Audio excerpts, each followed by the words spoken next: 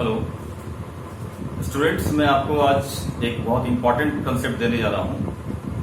देखिए, स्टार्ट करूंगा मैं बिल्कुल एलिमेंट्री पार्ट से। जैसे अगर आपको 2 to the power alpha equal to 2 to the power beta दिया जाता है, बेस सेम, लेकिन ये क्या है, पॉजिटिव कांस्टेंट है।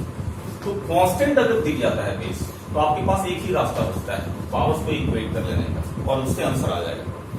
लेकिन अगर बेस वेरिएबल हो, जैसे अगर मान लिया आपके सामने इस टाइप का mod x to the power x square minus 2x is equal to 1। Of course इस 1 को आप मॉड एक्स का पावर 0 लिख सकते हैं।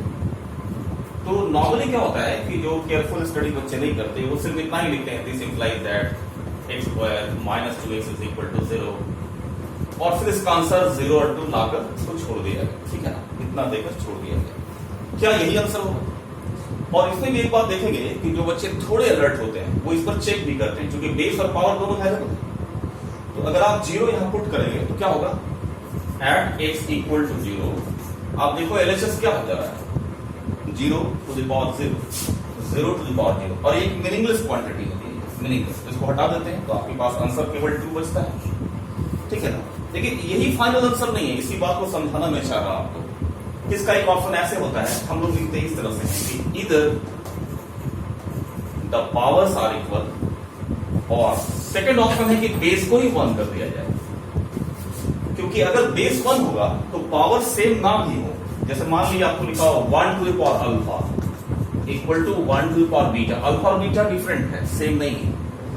अब आप बताएं कि अल्फा और बीटा रियल नंबर है, लेकिन वो सेम नहीं। जैसे इसको आप 10 मान लीजिए, इसको 50 मान लीजिए, तो 1 टू द पावर 10 भी 1 है, 1 टू द पावर 15 1 है, दोनों बराबर हो गया। इसका मतलब हुआ कि बेस अगर 1 करते हैं तो पावर्स के डिफरेंट होने पर भी दोनों टर्म बराबर हो जाएंगे और सॉल्यूशन हो जाएगा। ठीक है, तो लोग मॉड एक्स इक्वल टू 1 लिखते हैं, और इससे x is equal two plus minus 1। ये दो एक्स्ट्रा सॉल्यूशन हमारे सामने आ गए। आप चेक करके देख सकते हैं, ये सेटिस्फाई कर जाएगा। ठीक है, अब इस बात को समझने के लिए कि आया कैसे, इसको आप ऐसे लिख सकेंगे कि मान लीजिए कहीं लिखा हुआ हो a to the power f x is equal to a to the power g x. इसमें a जो है वो क्या है, वेरिएबल है, कांस्टेंट नहीं है, वेरिएबल।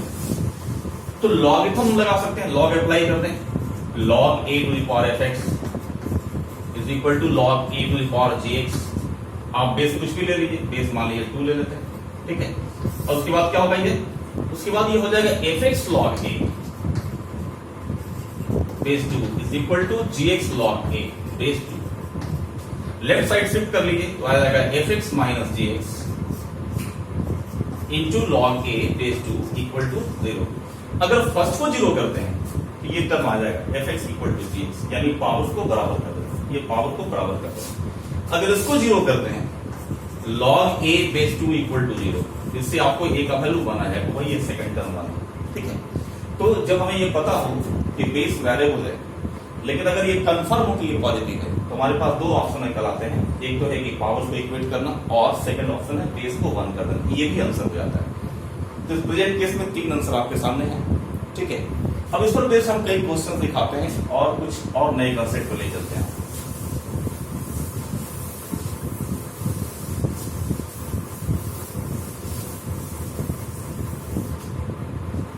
अगर मान लीजिए आपके सामने क्वेश्चन इस टाइप का मैं दे दूं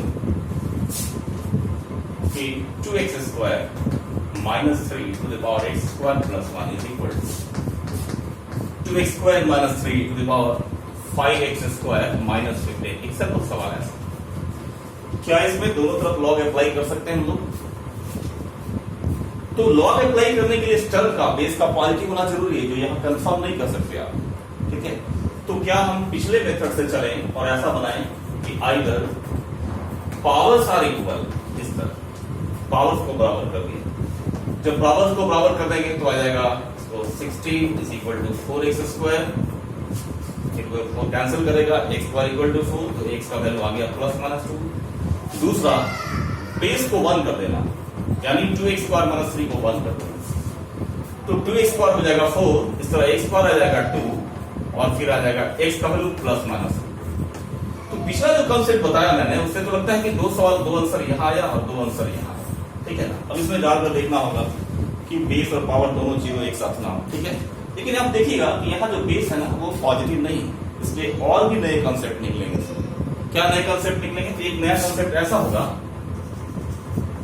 कि बेस 0 हो जाए, ठीक है, बेस का 0 हो जाना। तो इसको ऐसे समझिए कि 0 का पावर अगर लिखा हुआ अल्फा और 0 का पावर बीटा, क्या ये दोनों टर्म बराबर हो सकते हैं? और अगर बराबर हो सकते हैं तो बेस को 0 क्यों ना कर दिया जाए?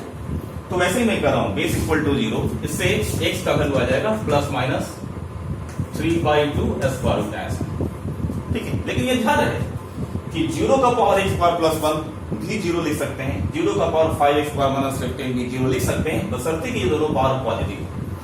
क्योंकि 0 का पावर अगर नेगेटिव आता है, जैसे 0 का पावर माइनस 1, जिसे इक्विवेलेंट टू 1/0 यानी कि अनडिफाइंड हम लोग कहते हैं, इसलिए ये चीज एक्सेप्ट नहीं की जाती है पावर नेगेटिव। तो आपको क्या करना पड़ेगा कि यहां से जो x स्क्वायर की जो वैल्यू आई है 3/2, आप उसको डालकर चेक करना पड़ेगा। डालकर चेक कीजिए पावर पॉजिटिव आ रहा है नहीं। तो अगर यहाँ x स्क्वायर का वैल्यू 3/2 डालते हैं तो ये तो पॉजिटिव आ जाएगा, यहाँ डालिए ये नेगेटिव आ जाएगा। इसका मतलब कि अगर ये 0 लेते हैं तो 0 का पावर पॉजिटिव, ये तो 0 हो जा रहा है, लेकिन यहाँ 0 का पावर नेगेटिव ये नहीं हो रहा, ये अनडिफाइंड हो जा रहा है। तो ये आंसर बनते बनते था कि ये आंसर नहीं हो पाया, ठीक है। लेकिन अगर यहाँ मान लीजिए कि प्लस 15 होगा, ठीक है, तो आप देखो तो x स्क्वायर का वैल्यू अगर हम 3/2 डालें इसमें, ये भी पॉजिटिव और ये भी पॉजिटिव, तो क्या होता है? तो हमारा आंसर ये प्लस माइनस 3/2 भी हो जाता है। लेकिन अभी नहीं हुआ क्योंकि मैंने जानबूझकर यहाँ माइनस लिया था, इस बात को समझाने के लिए, ठीक है। इसके अलावा एक और ऑप्शन क्या हो सकता है, आप उसको भी देखिए। एक और ऑप्शन क्या हो सकता है, आपने कितनी बार ध्यान दिया होगा कि अगर -1 का पावर 7 हो और -1 का पावर 15, पावर्स डिफरेंट है, क्या दोनों बराबर होंगे? क्या बिल्कुल होंगे, क्योंकि इस प्रत्येक की वैल्यू -1 ही हो जाएगी। उसी तरह अगर -1 का पावर 8 हो और -1 का पावर 10, ये दोनों बराबर हो जाएंगे क्या? बिल्कुल हो जाएंगे, क्योंकि दोनों टर्म की वैल्यू 1 हो जाएगी, पावर 8 है ना, इसीलिए। एक नया कंसेप्ट और भी निकलता है, तो नया कंसेप्ट ये है कि क्यों ना बेस को ही -1 ले लिया जाए, ऐसे 2x स्क्वायर -3 = -1। तो 2x स्क्वायर का जो वैल्यू आएगा 3 - यानी 2 आएगा, और फिर x का वैल्यू प्लस माइनस 1 हो जाएगा, ठीक है। लेकिन इसके साथ एक शर्त जुड़ी रहेगी, क्या? कि पावर जो दोनों है, दोनों एक साथ ऑड हो जाए या दोनों एक साथ इवन हो जाए, ये भी ध्यान देना पड़ेगा। तो आप ये चेक कर लो कि यहां से जो हमारे पास x स्क्वायर की जो वैल्यू 1 आई है, जो x = प्लस माइनस 1 देगा सोल्यूशन, क्या ये x स्क्वायर का वैल्यू 1 डालने से दोनों नंबर, दोनों पावर भी दोनों, क्या वो एक साथ ऑड बनता है या एक साथ इवन बनता है? अगर बनता है तो कौन सा हो जाएगा? चलिए पुट करते हैं, x स्क्वायर = 1 पुट करिए, कितना हो गया 2, और ये 5 - 15 -10। तो आप देखिए कि अगर हम 2x स्क्वायर -3 -1 यहाँ पुट करते हैं, तो ये एक्सप्रेशन इस टाइप का हो जा रहा है, -1 to the power 2, और ये एक्सप्रेशन हो जा रहा है -1 to the power, डाल दीजिए 1 डाल दिया, 5 - 15 यानी -10। दोनों की वैल्यू 1 हो जा रही है, क्योंकि पावर दोनों क्या है, 3 है। इसका मतलब ये भी हमारा सोल्यूशन है, और जनरली हम इसको इग्नोर करते हैं। तो आप इसको ऐसे समझिएगा, मैं इसको फाइनली कंक्लूड कर रहा हूं कि अगर a to the power fx = a to the power gx है, तो इसके 4 स्टेप में सोल्यूशन होते हैं। आइदर पावर्स आर इक्वल, और बेस इज 1, और base is 0 provided both powers are positive, और base is -1 provided both powers are odd और बोथ पावर्स आर इवन, ठीक है। और लास्ट में हमको चेक कर लेना है और आंसर्स को डालकर कि ये 0 का पावर 0 ना हो गया, ठीक है। इस तरह से ये कंप्लीट तरीका होता है, ठीक है। ओके, आगे बढ़ते हैं नेक्स्ट क्वेश्चन की ओर। इस पर एक सवाल जेईई मेंस ने थोड़ा सा चेंज करके दिया था इसको, इस सवाल को जेईई मेंस ने 16 में, उसको देखिए तो सवाल किस तरह दिया गया। सवाल इस तरह है कि x square -5x + 5 to the power x square + 4x - 16 = 1। अब इसमें क्वेश्चन था कि इसके जितने भी रूट्स आते हैं, रियल रूट्स आते हैं, सबका समेशन आप बताइए। तो पहले तो रूट्स निकाला जाए, तो आप क्या करेंगे, इसको लिखेंगे x square -5x + 5 to the power 0। अब आपके पास स्टेप्स आएगा, तो very first step x square + 4x - 16 = 0, ठीक है। इसको सॉल्व करेंगे, x का वैल्यू आ जाएगा -4 + -16 और 240 256 हो जा रहा है। तो 256 का स्क्वायर रूट हो गया 16 डिवाइडेड बाई 2। देखो कितना आंसर एक आ रहा है 16 - 4 12/2 यानी 6 आ रहा है। एक आ रहा है 16 4 20 32 माइनस 10 आ रहा है। ये दो आंसर आपके सामने आ रहे हैं, ठीक है। दूसरा ऑप्शन हुआ कि बेस को ही 1 कर दिया जाए, x square minus 5x plus 5 equal to 1। इससे आएगा x square minus 5x plus 4 equal to 0 और फिर x की वैल्यू आ जाएगी कितनी 1 और 4, ठीक है। दो आंसर हुआ। तीसरा आंसर था कि इसको 0 करके देखा जाए, है ना। थर्ड स्टेप कि x square minus 5x plus 5 को 0 किया जाए, लेकिन 0 आप इसलिए नहीं ले सकते कि अगर ये 0 हो जाता है और पावर पॉजिटिव आ जाता है तो उसकी वैल्यू 0 आ जाएगी, 1 नहीं आएगी, इसलिए थर्ड स्टेप यहाँ एप्लीकेबल नहीं था। तो फोर्थ स्टेप है, फोर्थ स्टेप ये है कि कब बेस को -1 किया जाए, यानी x square minus 5x plus 5 को -1 किया जाए, जो होगा x square minus 5x plus 6 equal to 0 और तब x की वैल्यू आ जाएगी 2 और 3। लेकिन -1 होने के लिए इस बात को ध्यान रखिएगा, -1 होने के लिए एक कंडीशन मैंने बताया, क्योंकि यहाँ कांस्टेंट इक्वल 1 आ चुका है, ये वेरिएबल नहीं है, तो क्लियर है कि अगर बेस यहाँ -1 लेंगे तो इस पावर को क्या होना चाहिए, इवन होना चाहिए। तो आप इन दोनों में देखो कि कौन सा नंबर है जिसको यहाँ डालेंगे तो इवन आ जाएगा। जैसे अगर आप 2 डालते हैं, 2 स्क्वायर 4 और ये 8 8 4 12 माइनस 16 आ आएगा, तो 2 इज एक्सेप्टेड। 3 पुट करिए, 3 स्क्वायर 9 12 और 9 21 21 माइनस 60 क्या होता है, ऑड हो जाता है। तो इस पर क्या हो जाएगा कि जो एक्सपोनेंट है आपका वो ऑड हो जा रहा है, तो -1 का पावर जो ऑड है वो कितना आ जाएगा, -1 आ जाएगा, और हमें तो 1 चाहिए, तो ये 3 नहीं होगा आंसर। तो आपके पास क्या क्या आंसर है, देखिए 6 हो गया, -10 हो गया, 1 हो गया, 4 हो गया, 2 हो गया, ठीक है। अब आप ज्यादा से ज्यादा ये चेक कर सकते हैं कि पावर जो 0 हुआ है उस नंबर पे कहीं बेस 0 ना हो जाए। क्यों? क्योंकि पावर अगर 0 हो रहा है 6 और -10 पर, उसी नंबर पर अगर ये 0 हो जाता है तो 0 का पावर 0 यानी मीनिंगलेस फॉर्म हो जाएगा। तो आप 6 डालकर चेक कर लो, 6 स्क्वायर 36 प्लस 5 41 माइनस 30 पॉजिटिव है, ओके। -10 डालो, है ना, 100 प्लस 5 मतलब ठीक है ये। तो हमारे पास 5 आंसर हुए, 1 2 3 4 और ये 5, ठीक है। इस तरह सवाल बनाए जाते हैं अगर बेस और पावर दोनों वेरिएबल हो तो, ठीक है। चलिए कुछ दूसरे क्वेश्चन आप देखिए इसी तरह का। कॉन्सेप्ट एक ही है, लेकिन इसका एप्लीकेशन कभी लॉगरिथमिक इक्वेशन में दिखाई पड़ेगा, कभी ट्रिग्नोमेट्रिक इक्वेशन में दिखाई पड़ेगा। तो इसका दूसरा एप्लीकेशन मैं दिखा रहा हूं आपको, एक लॉगरिथमिक इक्वेशन में जैसे लिखा हुआ है mod x minus 1 to the power log square x base 10 minus log x square base 10 is equal to mod x minus 1 का पावर 3। अब यहाँ क्लियरली बेस आपको पॉजिटिव दिया हो तो बेस -1 नहीं हो सकता, ठीक है। इधर log x base 10 whole square, ये होल स्क्वायर है, और x स्क्वायर इसको लिख दीजिए -2 log x base 10 is equal to 3, ठीक है। इसको t मान लीजिए, हो जाएगा t स्क्वायर -2t माइनस 3 0, इसका t का वैल्यू आ जाएगा एक -1 और दूसरा 3 आ जाएगा। तो आप देखोगे कि log x base 10 की वैल्यू -1 और 3 आई, और इस तरह से x का जो वैल्यू निकला वो हुआ 10 टू द पावर -1 और 10 का पावर 3, ये दो आंसर्स हो गए, ठीक है।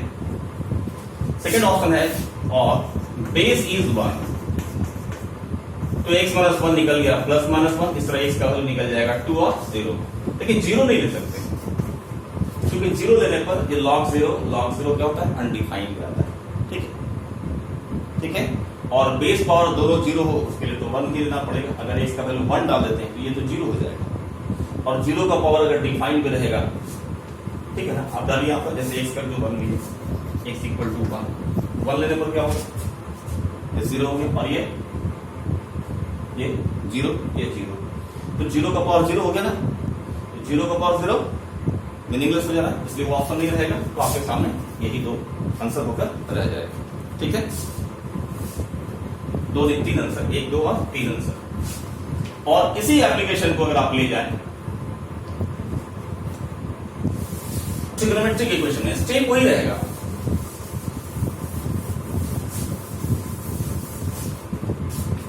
देखिए तथा mod cos x to the power sin square x minus 3/2 sin x plus half is equal to 1, ठीक है।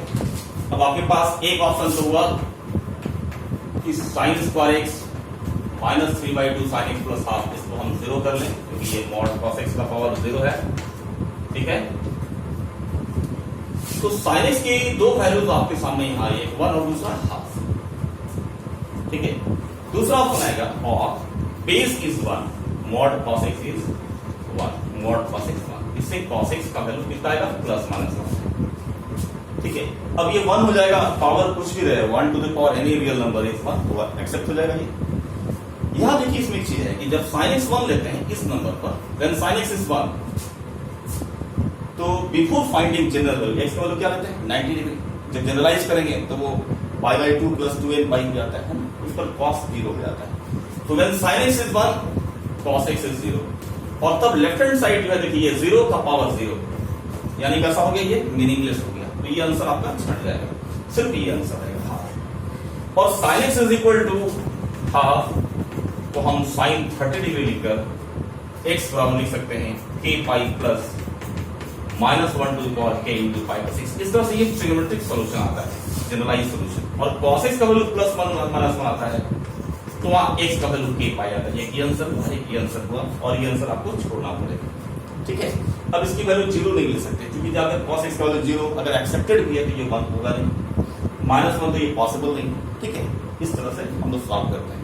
Okay, thank you.